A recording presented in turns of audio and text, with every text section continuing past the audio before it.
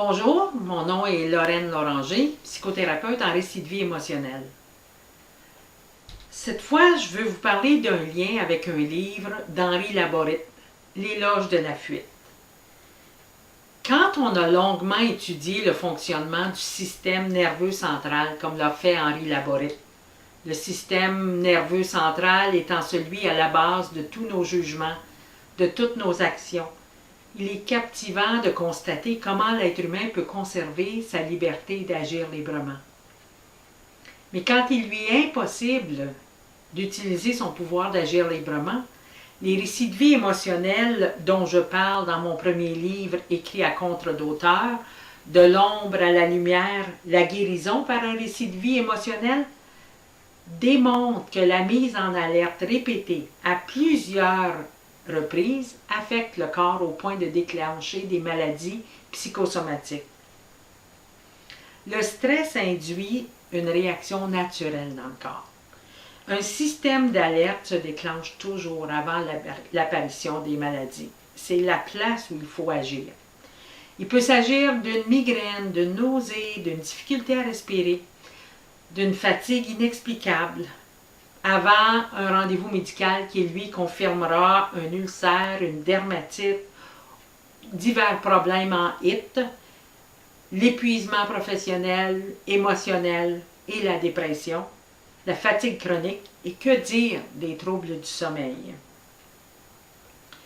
Toute situation à l'origine du stress demande de modifier l'environnement ainsi que sa réponse à la situation pour la contrecarrer.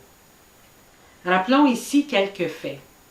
L'enfant nouveau-né expérimente soit le bien-être, soit la souffrance dans son organisme. Lorsque ses besoins sont assouvis, il va mémoriser toutes les stimulations sensorielles associées à la réponse bienfaisante.